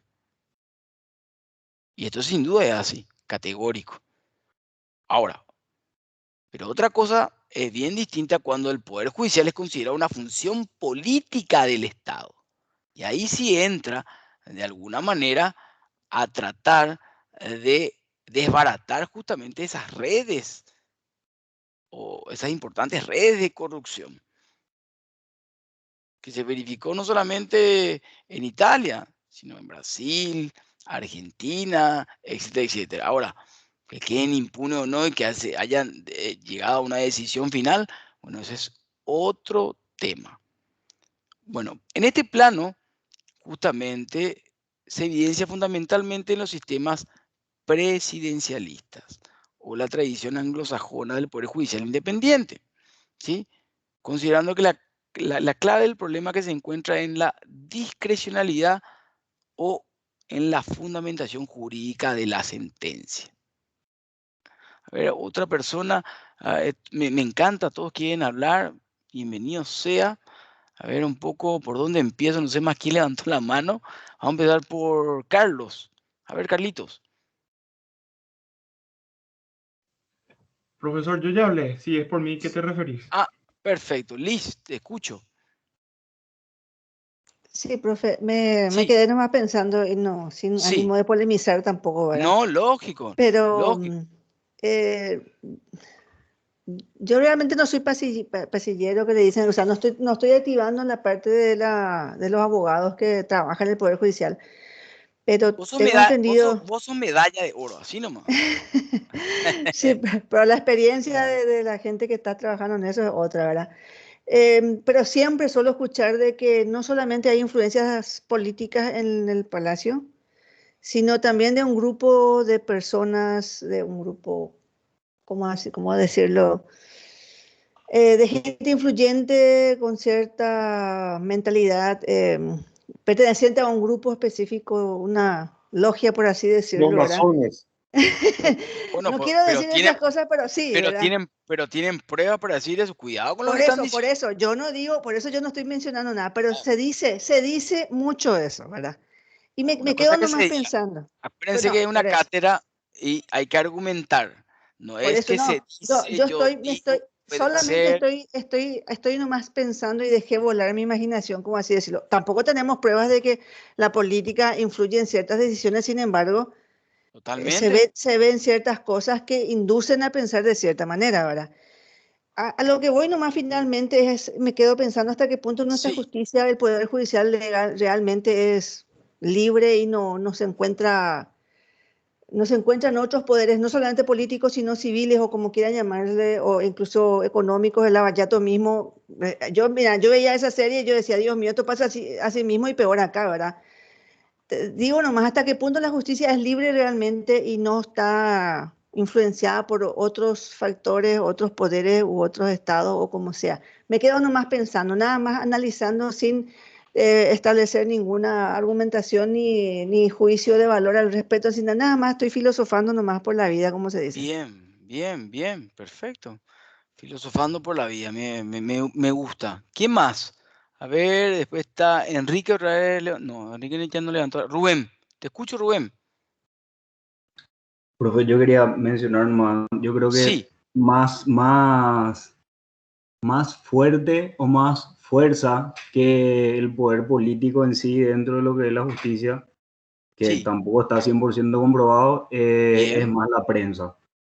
La prensa sobrepasa encima del poder político con una simple publicación muchas veces y hace muchas veces que los jueces, hablo de la parte penal, que los jueces sobresalten ciertas cuestiones para dar el gusto de repente a lo que la prensa pone.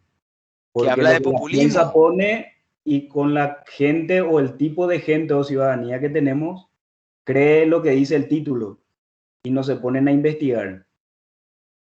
Y lastimosamente los jueces hay muchas veces que salen, vamos a decir, a favor de ellos. Por eso para Entonces, mí es más fuerte el poder de la prensa que el propio poder político en sí, dentro de lo que es la justicia. Para mí bueno, no hay entonces no, no se inmiscuye el poder político en lo que es la justicia, pero sí un poco la prensa. entonces, Rubén querido, no tendrían que ser jueces los que estarían en esa silla. Si uno va a ser influenciado por medios de comunicación, ya sea visual, radial, entonces no tiene que estar sentado, vamos a decir, en uno u otro juzgado. Totalmente. Concuerdo completamente contigo, profe, Pero pero pasa, como te profe, digo, ocurre. pasa, Bueno, sí. pero ustedes dicen que pasa, pero no hay, a ver, no entremos en temas que no puedan demostrar, porque acuérdense, si ustedes dicen algo, tienen que argumentar o demostrar, ¿verdad? Es muy difícil decir, mira, pasa esto, hay una percepción de aquello. No, yo creo que eso no es válido, ¿sí? Algunos dicen que la prensa direcciona o está Por darte, direccionada, por darte un ejemplo, profe, pero el no, caso de Óscar González sí, Dar. sí. El hecho que a él se le acusaba, se le imputaba en principio, se le podía correctamente haber dado una medida alternativa a la prisión preventiva. Pero imagínate el juez en ese momento y que toda la prensa, o sea, que ABC esté encima tuyo y todos los medios de comunicación, ¿qué es lo que hace? Como se dice, se lava las manos y le envía adentro nomás. Ese es un ejemplo así corto o de hace poco tiempo y real. No era un caso como en otros, inclusive que vemos de violencia familiar, donde hay mayores pruebas, casos más graves, donde se pone en peligro la vida misma y se le da una libertad o una ambulatoria y a esta otra persona se le da una prisión preventiva. Bien. A ver, eh, antes de darle la palabra a Cándida y a Gustavo, por eso a mi entender, esta relación entre justicia y política trae dos planos, ¿sí? Uno ético, definitivamente personal e individual, cuyo riesgo reaseguro se encuentra en los procesos de designación de los magistrados. Y otro funcional o sistémico, y que tiene que ver cómo determinado sistema político articule las relaciones entre la justicia y la política. Es por ello que la teoría de la argumentación y la decisión racional permite superar esos encasillamientos que acaba de mencionar Rubén. En tanto que la sentencia sea producto de un razonamiento honesto y sincero de las cuestiones sometidas a la evaluación judicial, no es inconveniente. En definitiva, ¿qué es lo que se trata de sostener? Como decía un gran doctrinario, para mí un gran maestro que tuve la oportunidad de conocerlo, vamos a decir, bueno, enseguida me va a venir, ¿verdad? Donde habla eh, de una concepción deliberativa de la democracia, que comprende en ella el papel del Poder Judicial y el control constitucional, LIDA. Entonces, vuelvo a reiterar, debe existir una teoría de una argumentación y la decisión racional que permite superar esos encasillamientos, en tanto que la sentencia sea producto de un razonamiento honesto y sincero de las cuestiones sometidas a la valoración judicial. ¿Ok? Acuérdense que nuestro sistema de control constitucional es concentrado.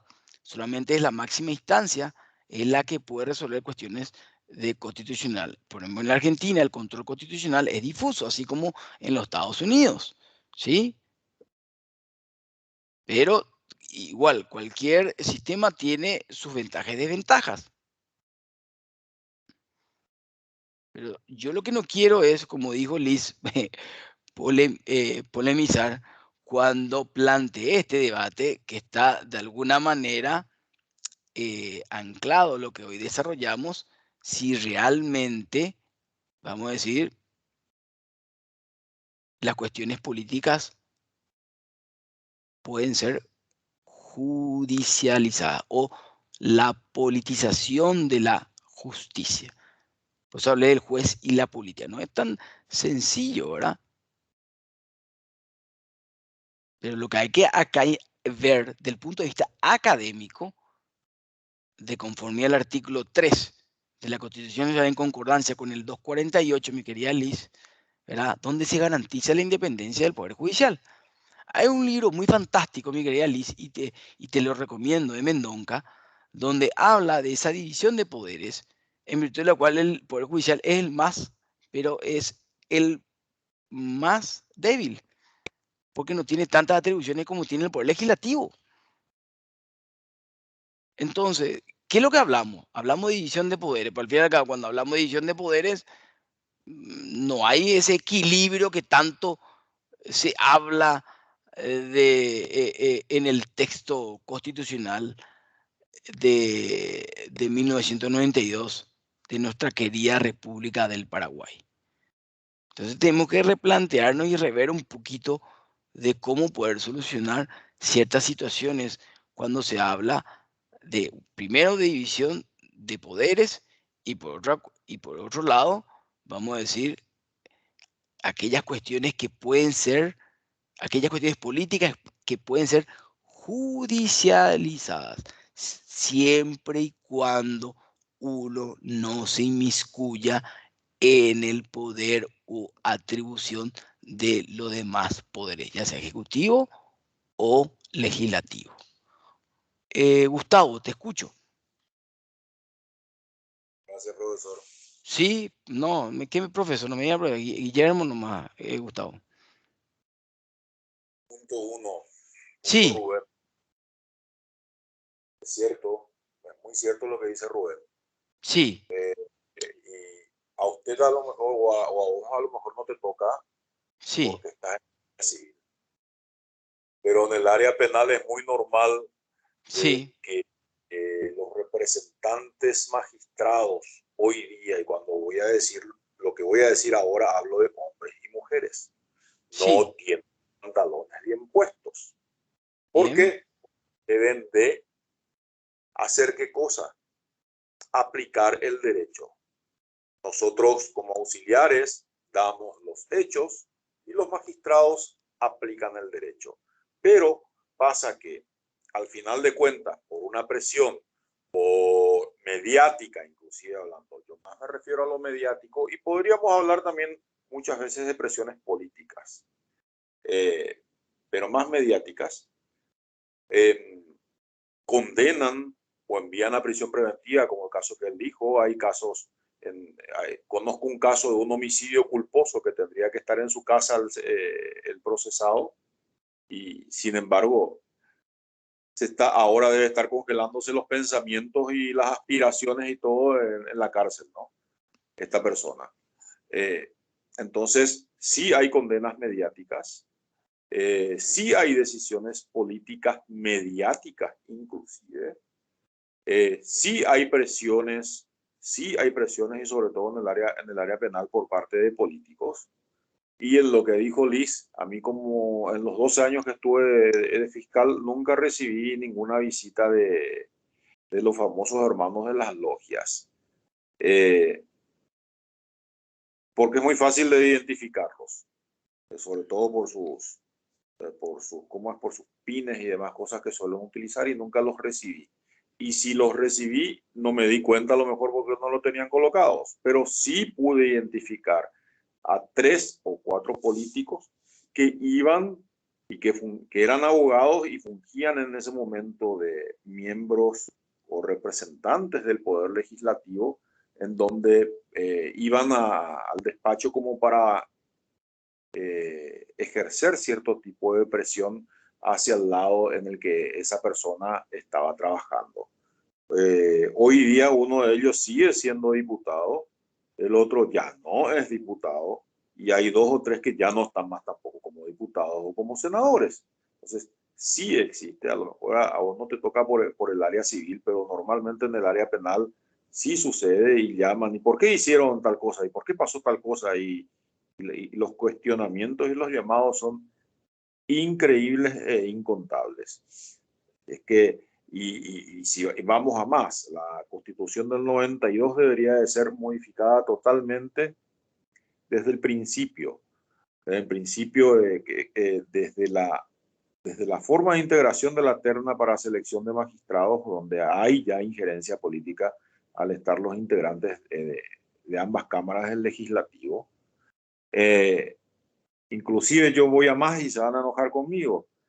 ¿Quieren independencia del Poder Judicial? Bueno, hay que darle a los magistrados una inamovilidad, pero esa inamovilidad tampoco significa carta blanca o cheque en blanco para que puedan hacer lo que venga en gana a cada uno, sino que para aplicar el derecho como corresponde. Ahora, si se hace la primera opción, pues tendrán que salir de la misma forma que ingresaron, con un sumario, con un juicio y todas las garantías correspondientes. Pero las reglas del juego como están hoy es bastante vidrioso y bastante difícil inclusive. Justamente, no sé si lo habíamos comentado la vez pasada, pero el tema de la modificación, donde hay un principio de desigualdad entre los abogados y los magistrados, inclusive, y no te enojes por favor con esto, ¿no? Al contrario, va a demostrar la capacidad tuya y la del resto de los colegas que ejercen la magistratura cuando se haga la selección a los efectos de integrar esa terna. Concursar, hacer el mismo test de méritos y aptitudes y de condiciones académicas para con todos, y allí ver, porque lastimosamente, aunque sea el mismo cargo, porque cuando va para el otro cargo, concursan y tenemos camaristas que todos conocemos, en donde se han aplazado y han quitado 110 o 105 puntos. Camaristas, jueces, fiscales y defensores. Eso significa que tenemos un grave error personal de valoración por cada uno de nosotros. Nos estamos durmiendo en los laureles cuando estamos en los puestos. Entonces, por eso digo que esto va a generar una muy buena repercusión desde el momento de que estos test, si es que llegan a cambiar el sistema, y a lo mejor muchos se enojan conmigo, va a generar una muy buena repercusión, un excelente resultado donde vamos a tener magistrados, cuando me refiero, no me refiero solamente a jueces, sino que a toda, llamemos la camada de camaristas, jueces de paz, fiscales, adjuntos y defensores y demás, ¿no? Con mucha mayor capacitación de la que hoy tenemos, porque realmente de 10 años atrás a hoy nos encontramos, sobre todo, yo hoy prácticamente estoy dejando el área penal, pero sí da mucha lástima de la pésima preparación que tienen muchos agentes fiscales. Con eso culmino, profe. Perfecto. Francisco. Sí, yo quería hacerle una pregunta y quiero Sí. que me responda con mucha sinceridad. Sí, Francisco. ¿Usted cree realmente que existe independencia de los poderes? A ver, del punto de vista como magistrado, ¿verdad? Se me ve un poco dificultoso tomar una posición hoy porque estoy en actividad. Si bien, por lo menos de mi persona, yo entiendo que sí hay una independencia, ¿sí? Una independencia en cuanto a cada persona que ejerce la magistratura. Así como lo mencionó Gustavo, no hay que meter a todos en la misma bolsa, ¿sí? Si bien el magistrado que de alguna manera toma el caso concreto y trata de hacer una ponderación jurídica, no investigándolo, sino analizando y viendo aquellos alegatos propuestos por una y otra parte y de acuerdo a las pruebas dictar una sentencia definitiva. también mencionó otra característica, Gustavo, el tema de cuando uno esté sentado en esa silla, no le debe temblar el pulso, ni mucho menos, vamos a decir, el bolígrafo al firmar algo que una de las partes pudo convencer. Entonces, si vos me preguntás, Francisco, ¿hay independencia?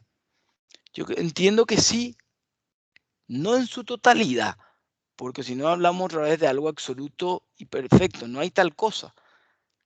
Pero sí, de alguna manera, hay garantías, ¿verdad? Porque si no, esto sería un caos total, en virtud de la cual realmente estaríamos hablando ya, o mejor dicho, entrando en ideas populistas, luego ya viene lo de Benito Mussolini y al final y al cabo terminaríamos una anarquía, ¿verdad? Que es lo que yo por lo menos no quiero ni sueño, ni quiero tener esa visión, sino que evolucionar a aplicar la ley, no en forma textual, mi querido Francisco, sino del punto de vista analizando simplemente lo que estamos hablando en la cátedra, ¿verdad? Es decir, la sentencia definitiva es producto de lo alegado y lo probado. Secundum alegatat et probata. ¿Sí? ¿De que hay una independencia? Yo creo que sí. En su totalidad, vamos a decir un 100%, yo creo que se está construyendo y es un proceso. No crea que de la noche a la mañana uno pueda decir, a ver, todo funciona. No, como siempre digo, la vida es como la moneda, ¿sí? Es decir, tenemos nuestros aciertos y desaciertos. Y la persona así como tiene sus defectos y sus virtudes. Y así también, vuelvo a reiterar, partiendo de esa premisa aristotélica, todos somos perfectibles, pero no perfectos. Es decir, vamos construyendo, pero vuelvo a reiterar, tenemos que hacerlo entre todos. Si no lo hacemos entre todos y no tratamos o no intentamos justamente garantizar ese articulado que habla de la independencia del Poder Judicial 248, entonces vamos a seguir vamos a decir, en ciertas percepciones como había mencionado Liz, ¿verdad? Entonces, vamos a decir, yo por lo menos te contesto y te pongo mi posición personal de que si me especialicé para llegar a este cargo después de casi 21 años, más de 12 años de actuario y no sé cuántas ternas rechazadas, hasta que le integré, o sea, le alineó la estrella y bueno, hoy estoy en el juzgado de primera instancia en lo civil y comercial de la ciudad de Lambaré, ¿verdad? Circunscripción central, en virtud de la cual hoy se habla de transparencia y seguridad, o por lo menos quiero creer eso, ¿verdad? Y si ya lo tienen que decir sin ningún problema, siempre y cuando con respeto, pero no se refiere a esto, ¿verdad? Es decir, tu pregunta es, ¿usted cree que hay una independencia del Poder Judicial en su totalidad? No, categórico. Pero esto, querido Francisco, y vos con tus años sabes perfectamente que todo conlleva un proceso, no es de la noche a la mañana, y todo depende de, solamente como dijimos la clase pasada, de nosotros. Todos tenemos un poquito de responsabilidad para que realmente lleguemos a concretizar eso que tanto aspiramos y añoramos, independencia judicial. Porque si tenemos un poder judicial fuerte, ¿verdad? Con una línea en virtud de la cual se plasma, yo creo que van a pensar 3 o 4 veces o 5 aquellas personas que quieren realmente violar la ley. Esa es mi respuesta, mi querido Francisco. No sé si te convenció. No Está trato muy de bien, pero convencerte. no, bueno, le comento nomás que yo suelo tratar con inversores y Sí, lo primero que analizan es el riesgo país, las calificaciones internacionales. Tenemos un riesgo país en la cual ellos notan mucho la garantía jurídica que no existe acá en nuestro país. así Y esa es mismo. la percepción que tienen gente de afuera. Por comentarle nomás. No existe garantía jurídica. Y no sé si no existe garantía jurídica, si bien, vuelvo a reiterar, hay, como decir, una percepción, ¿sí? Acuérdate que estamos hablando, vamos a decir, de Paraguay que está transitando, vamos a decir, a tratar de llegar a ello, ¿verdad? Es por ello que yo sé que a vos te preocupa, Francisco, ¿verdad? ¿Cómo yo me voy a invertir a Paraguay si al fin y al cabo hay una inseguridad jurídica sublime? Pero yo creo que no es tan así del punto de vista generalizando, ¿sí? Hay una percepción, una cosa es una percepción y otra cosa que sea una realidad. Porque también hay, no quiero hablar de estadística porque voy a ser muy imprudente, ¿verdad? Porque no la realicé, pero también se administra justicia y al administrar justicia también se aplica la ley y poniendo un orden y así dar paz y un poco de seguridad jurídica. Es decir, que todo tiene un proceso, Francisco. Una cosa es una percepción, otra cosa es realmente hacer un análisis estadístico, hacer un análisis en virtud de la cual te pueda arrojar un resultado, vamos a decir, por lo menos aproximado a esa percepción que vos querés mencionar con las conversaciones de tus colegas.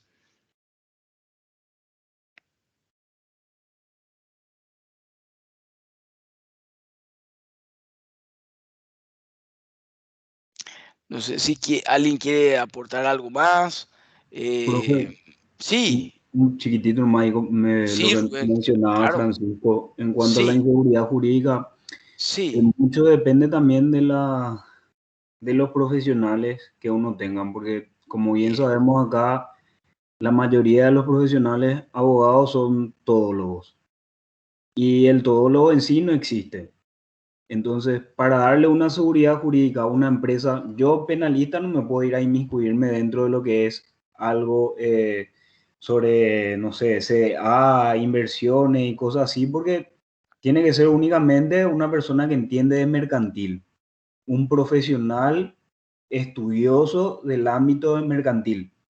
Entonces, si uno le contrata a un abogado que es porque es amigo de fulano o lo que sea, pero no es un profesional en el ámbito mercantil, claro que va a tener una inseguridad jurídica. Entonces, para mí, la inseguridad jurídica pasa mucho también de ese lado. No necesariamente por la justicia en sí, sino por las personas o los auxiliares muchas veces de justicia.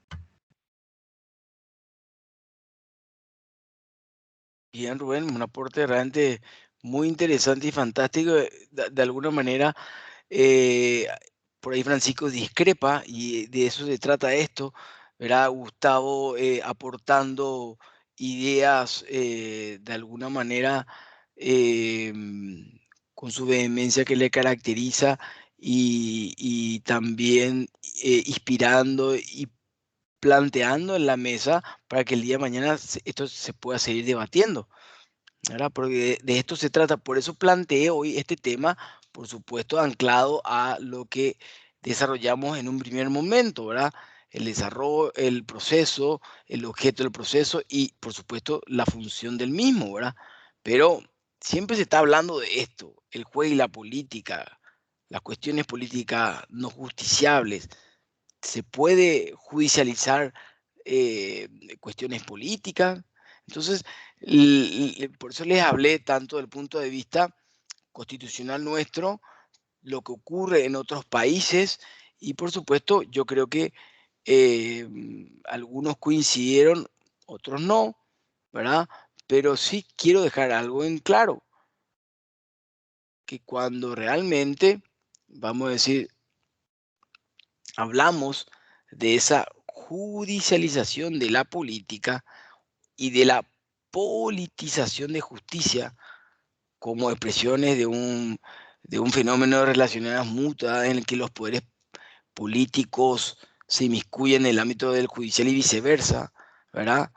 La justicia exhibe un marcado activista hacia el control de los problemas propios de la política. Y ahí hay otro problema, Francisco querido, darle muchos poderes a los jueces. La idea de algunos doctrinanos es limitar el poder a los jueces. Pero con esto ampliás y aumentás mucho más los poderes de los jueces. Entonces, por un lado, peligroso, pero por otro lado, también le das la oportunidad, como dijiste, a magistrados serios, honestos, competentes, independientes, de desbaratar importantes redes de corrupción. Que sucedió también aquí, en algunos casos y en otros países. ¿Sí? No es que todo está mal, Francisco, cuidado. Yo veo así, al escucharte, parece que todo está podrido. No, creo que no todo está realmente podrido. Yo creo que del momento de que sigamos vivos y hay esa esperanza que justamente no muere y hay sueños, porque los sueños son gratis, entonces podemos seguir soñando de tener el día de mañana un poder judicial totalmente independiente, ¿verdad? Solamente depende y exclusivamente de nosotros, así como había también propuesto Gustavo, ¿verdad? Distintos reglamentos, en su momento era a dedo, o en otro momento era a través de quién tenía más puntos. Es decir, no hay un sistema perfecto. No hay, no existe. Entonces yo creo que tendríamos que ir, ¿verdad? Para mí entender esa relación entre justicia y política, ¿verdad? Que tiene dos planos. Uno, ético. Definitivamente, personal e individual, cuyo riesgo y cerrazura se encuentra en el proceso de la designación de los magistrados. Y por otro lado, y ahí sí me dirijo a Gustavo, funcional o sistémico. Y tiene que ver cómo un determinado sistema político articule la relación entre la justicia y la política. No es sencillo, lógicamente, no es sencillo, es como la vida misma. Si, es más, le pregunto a Gustavo la convivencia con su señora y me dice que todo es perfecto, no sé si me va a decir que, me va a decir que sí o no, pero Esas son pues todas. sí. ¿Eh? Esas son todas. Yo le digo, por lo menos de mi punto de vista, no es perfecto. Es decir, que uno llega a la casa, se pelea, mañana es amiga. La convivencia es lo más difícil que hay.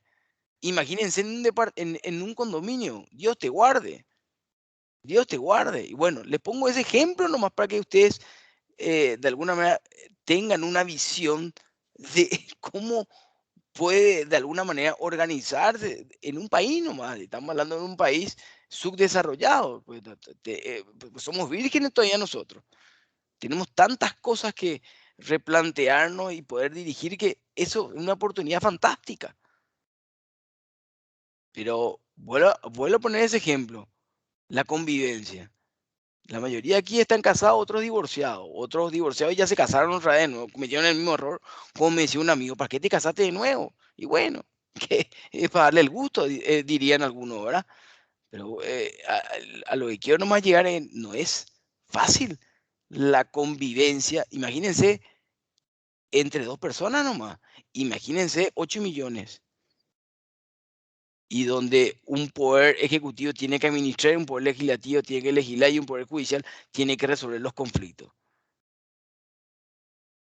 Como diría un gran magistrado ya retirado, Guillermo, tus ideas son muy románticas, anda a Disneylandia.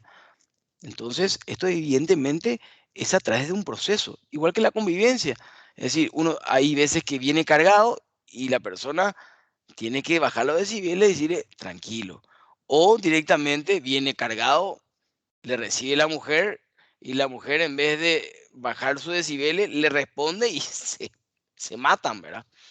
Y es lo mismo que sucede en la realidad, vamos a decir, el punto de vista ya sea político, vamos a decir, judicial, ¿verdad? Y en estos tres poderes, judicial, legislativo y, ¿cómo se llama? Ejecutivo. ¿Cómo convivir?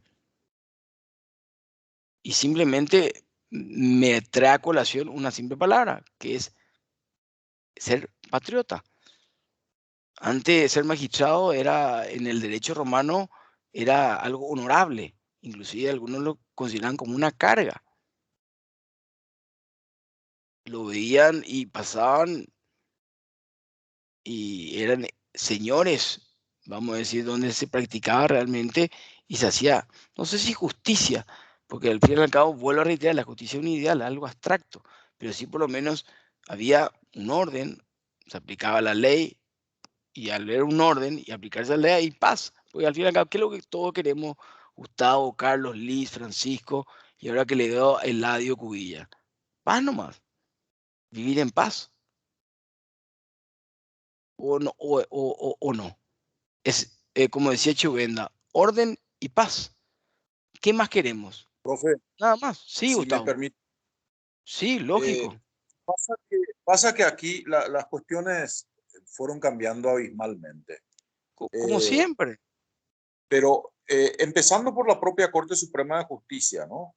Antes teníamos, sin desmeritar a algunos ministros de hoy, pero antes teníamos señores ministros y señores ministros que se retiraron y se jubilaron y salieron con una mano atrás y otra mano adelante, donde andaban con un cochecito viejo y la casita era la casita que compró cuando se casó. Y los puedo llevar un día en la casa de uno de ellos, que ya falleció el señor, o a ver, ir a la Burgos es otro de ellos, Pucheta Ortega también es otro de ellos, que murieron prácticamente con el salario de lo que le correspondía de la jubilación a cada uno. Pero hoy el quehacer diario nos demuestra otra cosa, que cada uno de los ministros, cada vuelta van teniendo casas más lindas, vehículos más lindos, estancias, aviones y demás cosas. Tenemos ministros que dicen que se compran carteras de $5,000. Entonces, y sabemos bien que el sueldo no da. Y llegaba a eso cuando habló del tema de la independencia en otros países, o jueces que están luchando, o magistrados que están luchando en contra de la corrupción, y en la época del derecho romano, de que era realmente un honor ser magistrado. Pero en los otros países, tomando como comparación, tenemos pero abismales diferencias de salarios. Y aparte de todo eso, si se animan a ser corruptos, aparte de echarlos, pero como si fueran la peor cucaracha del mundo, no vuelven a ejercer, pero nunca más ni siquiera la profesión de abogado. Ese es el tema. Acá somos todos muy blandos, por decir de alguna u otra forma. Comprobamos que un juez en un juicio debidamente llevado, sin presión mediática ni nada, ejemplo, fiscal Cárcena, que había en la caja fuerte, habían lingotes de oro, y después en la filmación sale eso, y después ya no, en el acta de allanamiento, cuando salen de la estancia del narcotraficante no había, y fue condenado. Sí, fue condenado, se fue 5 años a la cárcel, salió y sigue ejerciendo la abogacía, pero como si nada. Ejemplo, sin tener nada en contra de él. Hay otros que eran fiscales y se los agarró con cámaras ocultas y todo. Entramos en colisiones perfectas en cuestiones de articulados del propio Código Procesal Penal, que fueron ilegalmente captadas y demás cosas, pero se le vio a un agente fiscal con un canciller o ex canciller, y todos seguimos en la misma. Tenemos un ex ministro, primer secretario, que ayer los cracharon cuando volvía de Miami, que prácticamente no fue echado porque renunció nada más, y anteriormente, cuando estuvo con Guasmosi, vendió todo lo que había, y él sigue también trabajando normalmente, ¿verdad? Entonces, somos flojos como ciudadanos, y sobre todo en la redacción de las leyes, y sobre todo para con nosotros mismos los abogados. Entonces no damos luego el ejemplo, profe. Bien. No sé si alguien quiere aportar algo más. Sí, Liz. Yo también pienso lo mismo, profesor, pero para mí es, o sea, es mucho más amplio en el sentido de que no solamente los abogados nos faltan muchas cosas, sino como sociedad mismo luego. O sea, nos falta mucha educación, nos falta saber debatir, saber hablar. Insisto, educación, educación, educación. Y no solamente educación como absorción de conocimientos duros, sino filosofía mismo, por más de que yo de repente me voy mucho por las ramas, pero nos hace falta justamente eso, poder analizar las cosas, saber interpretar lo que vemos. Tenemos muchísimos analfabetos funcionales que vos le das una misma frase, oración o lo que sea a 10 personas y cada uno interpreta, pero totalmente fuera de contexto muchas veces. O sea, como sociedad nos falta mucho y eso nos incluye a nosotros los profesionales del derecho y de otras profesiones también. Nos falta intensificar en el aprendizaje de valores, la moral, la ética. Perdimos muchísimo en eso, en todos los aspectos.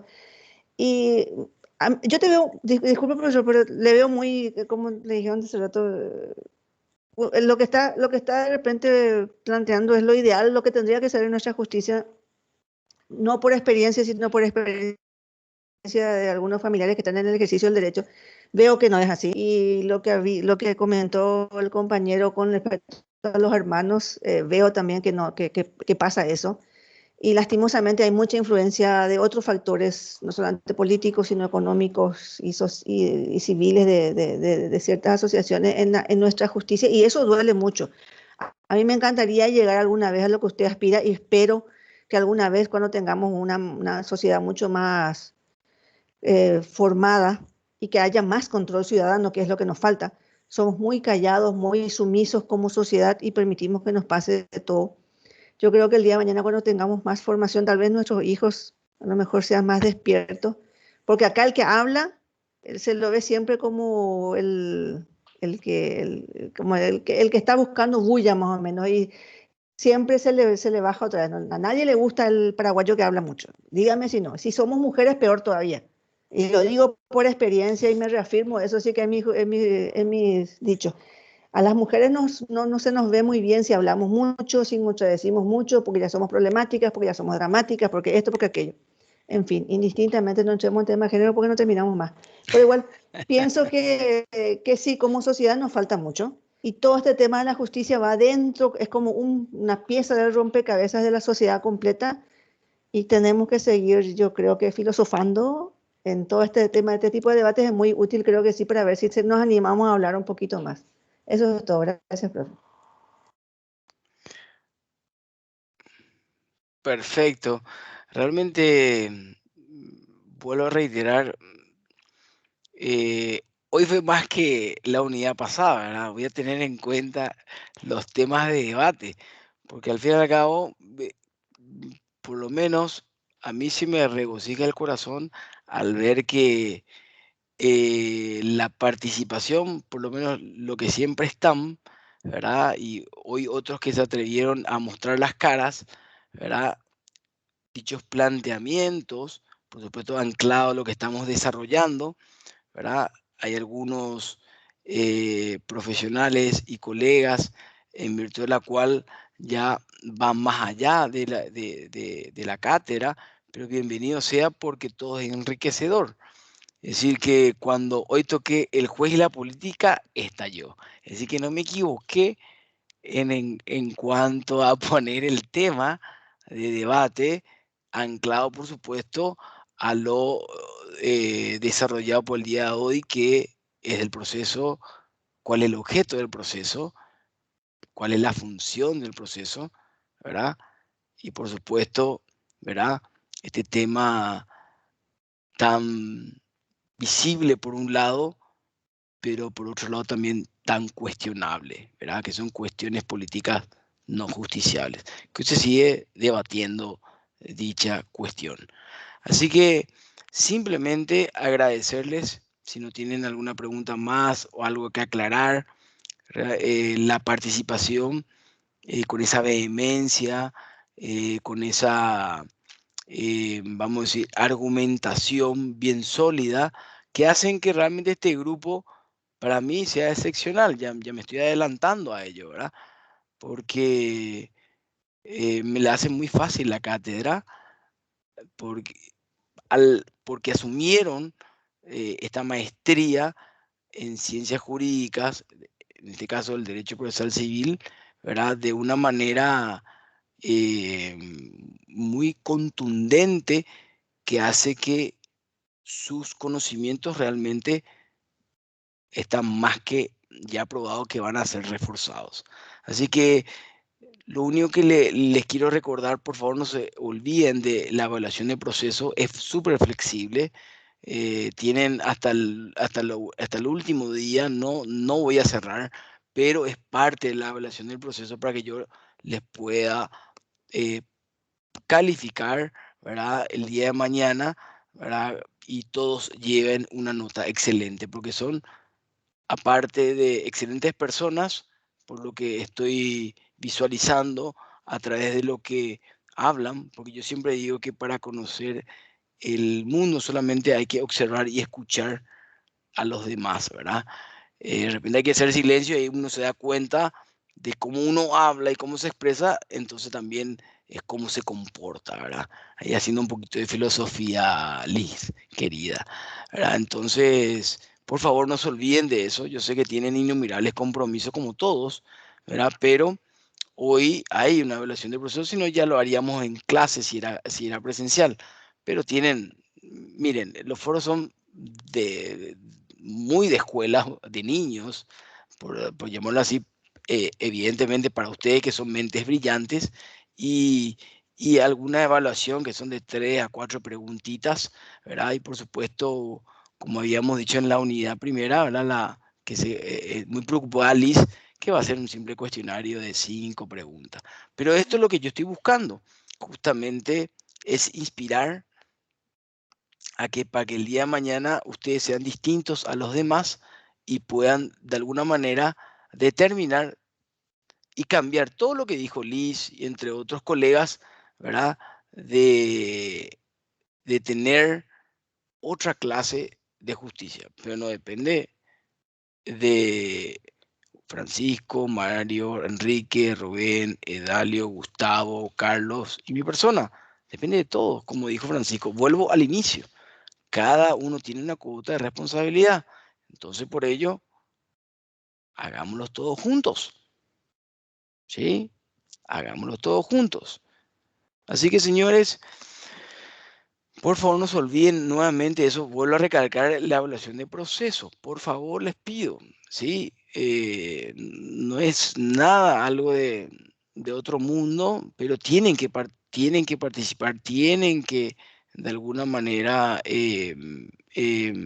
activar, porque forma parte de dicha evaluación de proceso. No van a tener ningún problema, les aseguro, pero sí les pido, les imploro que hagan esas actividades que forman parte de esta maestría en ciencias jurídicas hoy a través de la tecnología. ¿Sí? ¿Ok? Entonces, señores, realmente yo me voy contentísimo después de una jornada muy pesada en la actividad jurisdiccional, pero ustedes hacen que realmente yo cargue energías y vaya muy contento a mi casa, ¿verdad? Porque veo que realmente hay cabezas brillantes.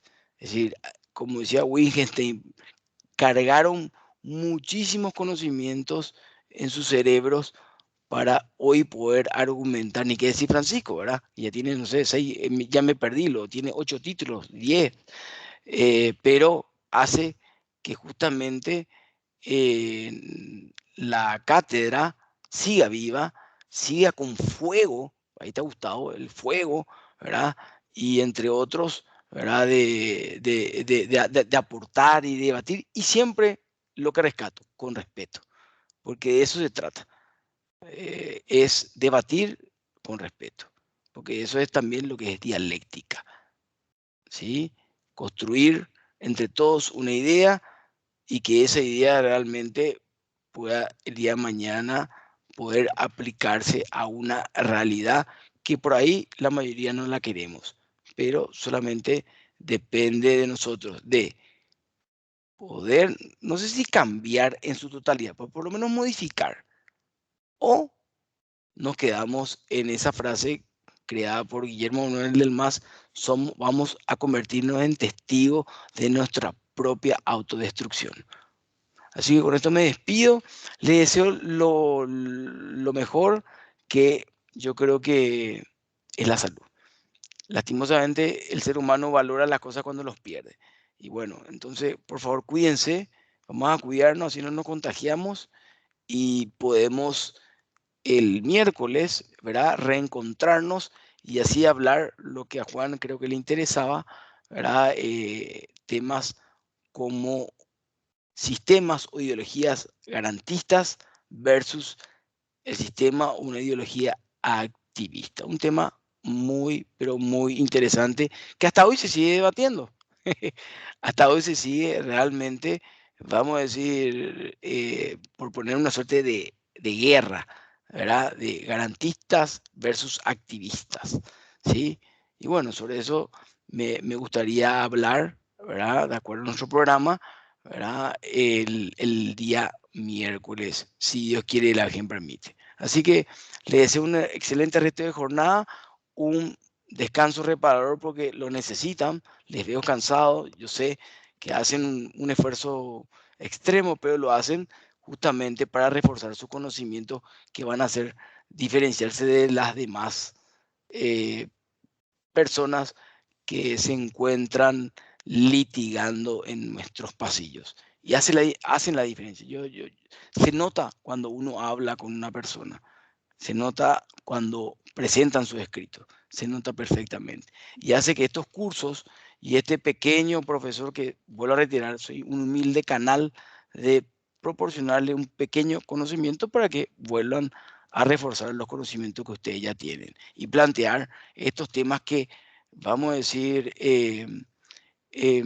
aumentan, vamos a decir, nuestros puntos de vista, tanto del punto de vista filosófico, del punto de vista, vamos a decir, social, del punto de vista de esa famosa garantía de la igualdad ante la ley, del punto de vista de esa famosa garantía del derecho a la defensa en juicio, entre otras cuestiones. Así que les agradezco, realmente yo soy un agradecido porque ustedes estén ahí presentes, mostrando sus caras, interviniendo, debatiendo y cumpliendo con esta metodología que he propuesto, que es un coloquio entre el docente y el alumno. Y así poder quitar, y por qué no, plantear ideas o proyectos, ¿verdad? Para así poder menguar, ¿verdad?, diferentes situaciones que nosotros no, por lo menos no estamos en concordancia, ¿verdad? Y ojalá que al final de estas 12, de estos 12 encuentros podamos llegar a una conclusión, no definitiva, pero por lo menos a una conclusión en donde la mayoría podamos conjugar. Así que hasta luego y nos vemos el miércoles si no tienen más nada que decir. No, profe, gracias por todo. Buenas noches, profe. No, Gracias, buenas noches. Gracias, profe. Buenas noches. Gracias a ustedes por estar. Gracias a ustedes por estar. Gracias.